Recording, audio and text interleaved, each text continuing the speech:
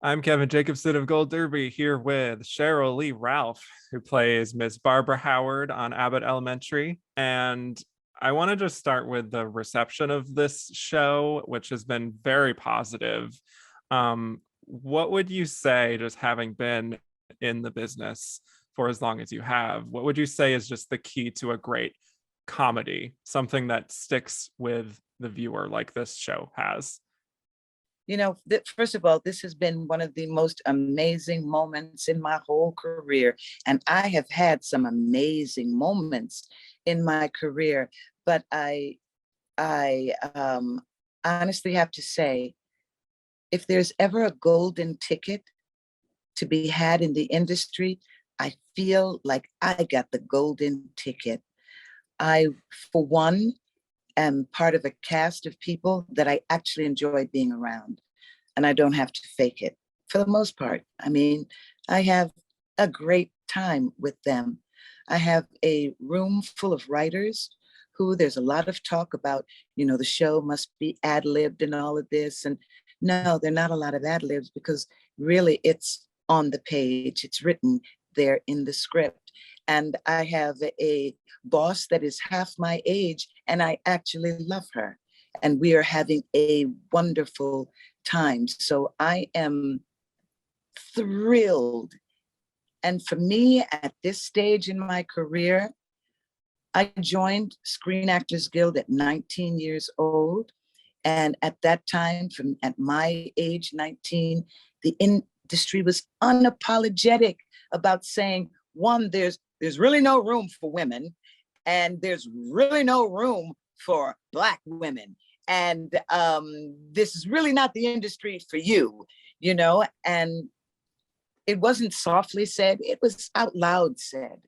And to have been able to remain relevant after all these years, to be in a show that is loved intergenerationally by all kinds of people, and to hear people talk about my work as an actor, I got the golden ticket. I got the golden ticket. Wow. And I'm so happy. Yeah. Well, I do want to just dive into the vision of Quinta Brunson, your star and creator, writer, producer. She does it all. Yes. What did you see just in her vision of this show? And also, I'm just curious how she operates, as your boss, that stands out to you, maybe compared to others that you've worked with. I love the fact that as a young person, that she was able to write about different ages and experiences. It's very often you can have a young person, all they know is what a young person knows.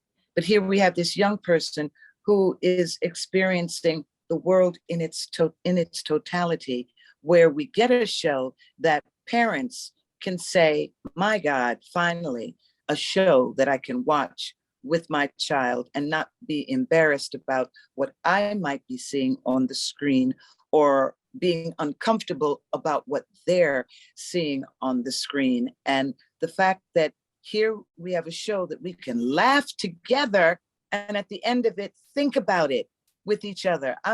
That is amazing to come from a young person, And then as a young person on set, because I consider anybody in their 30s young, to be able to talk to everybody in their capacity, as a writer, as a director, as an actor, and know exactly what she's talking about because her vision is clear.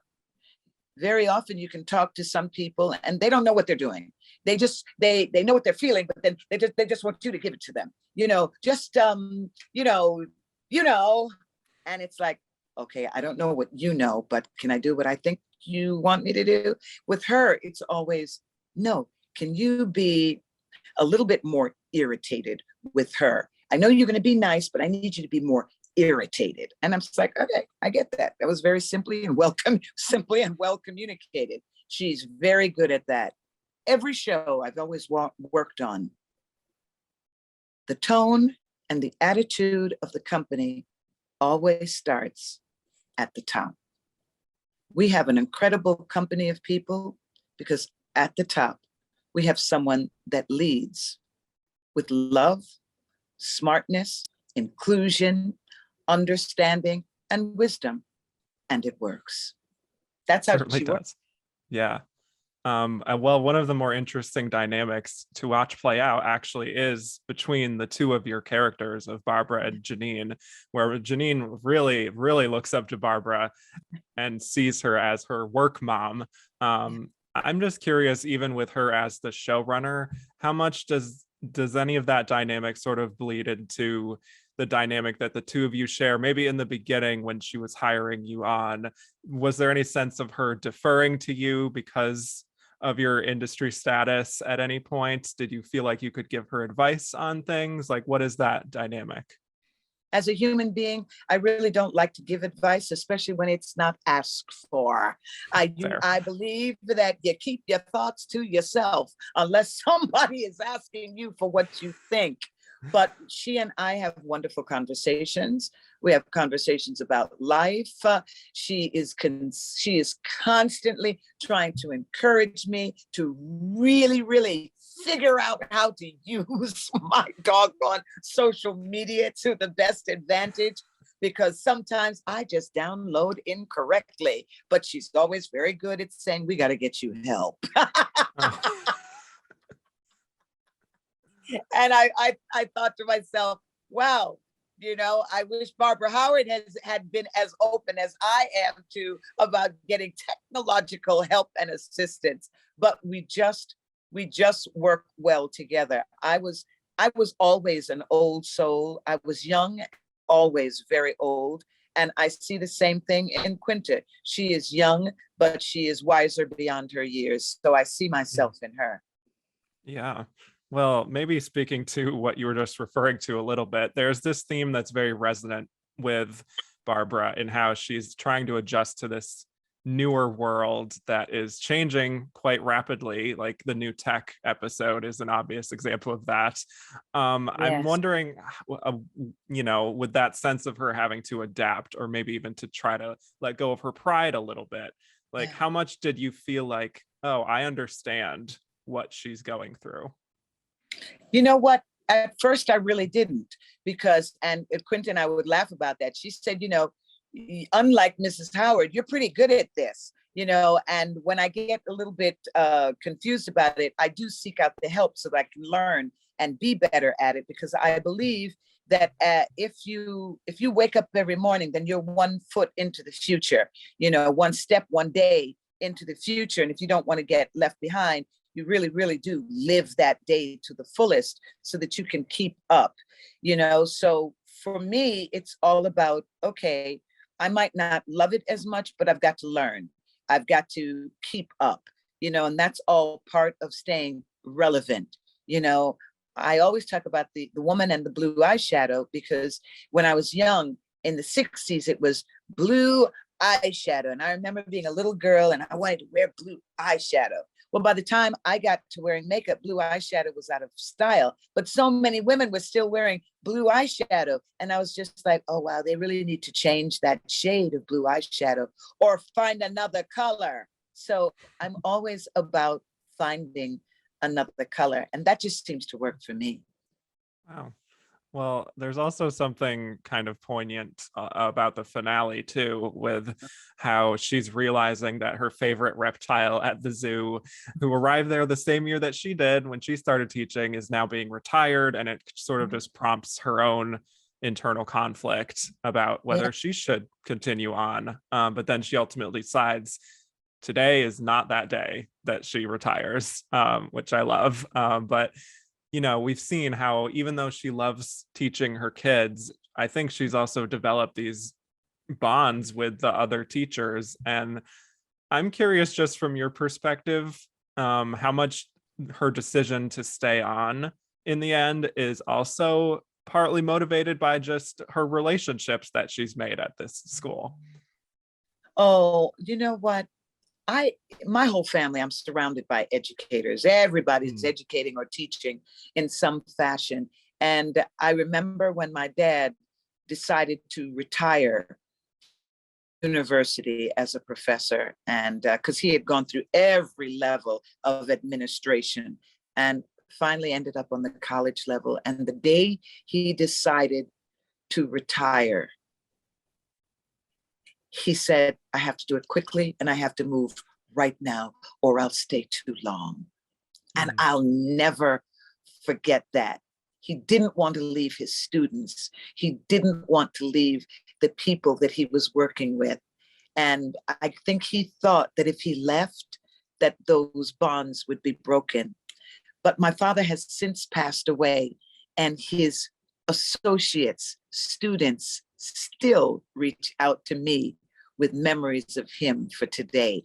And I do believe that Mrs. Howard will probably, who knows, 7, 10 years from now, make the decision, I've got to do it quickly. I've got to do it today, or I'll mm. stay too long. Wow. Yeah, well, hopefully it won't be for a few seasons, let's just say. 7 to 10 years, baby. Right, there we Seven to go. ten Exactly. years. Right. I've got it in me. Yes, definitely. Well, actually, because it does get her thinking about her career, and we do see these younger teachers in Janine and Jacob who are just starting out their second year. Have you thought at all about what Mrs. Howard was like as a teacher starting out, like back, I guess, the 90s, I suppose? It's been like 30 years, right? I have to tell you this. My very first movie was a film called A Piece of the Action, Mhm. directed and produced by Sidney Poitier. And I played a very raw, unhappy child of an underfunded community. And her name was Barbara Hanley. And Barbara, everybody could tell, was so smart, but she was so angry by everything that was around her. And when she got the teacher that could see her potential, you could see this child start to change. Somebody on social media connected my very first role as Barbara Hanley to Barbara Howard. And they said, and this is why Barbara Howard is an amazing teacher, because she understands what children in this situation need. And I was like, oh my Wow. God, wow, wow. And I think that they're partially right. Mrs. Howard has gone beyond her circumstances, fought for herself to become the woman of God that she is now, and the dedicated teacher and family woman, you know, and she has risen to the occasion of her own life. Hmm. And I think Absolutely. she really Yeah. expects that for other people too. I think she Mm. really wants Janine to do that. She really wants the younger students to stick around longer, more turnovers than a bakery. I love that about her. That thought that it was difficult for me, it will be difficult for you, but for this community, for this school, for these students, you must hang in there. Yeah. Mm. Mm. Yeah, well, we've certainly talked about a lot of dramatic and sort of emotional resonance that this show has, but I do want to highlight the fact that do get some of the best like laugh out loud moments in the show. Of course, the number one line that I'm thinking of is the desking episode where she just comes bursting in because she sees that the students have this viral trend of jumping on the desks, and she says, "Sweet baby So Jesus." baby Jesus, and the grown one too. My Yes. desks have been desks. Yes. Thank you. Um, and we usually don't see Barbara quite that angry, I would say, but your line delivery is so on point. I would honestly just love if you could take us back to that scene, just working that out and just trying to communicate the right level of fury that she would be feeling in that moment. it was the fact that in that episode, the younger teachers were trying to befriend the students, be on their level, talk their talk, instead of being the teacher, the in control, being able to handle her classroom as they should.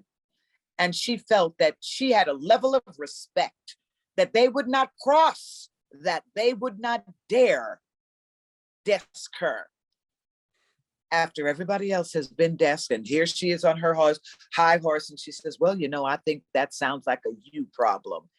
And it's the perfect example of when you think it has nothing to do with you, it has everything to do with you. And she walks in and she says, oh, my desks have been desked.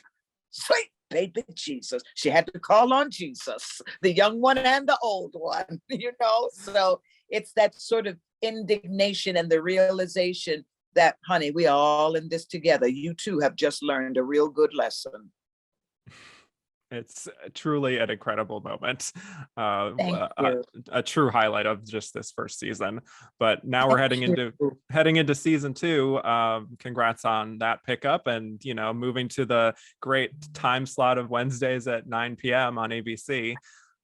I literally just found that out.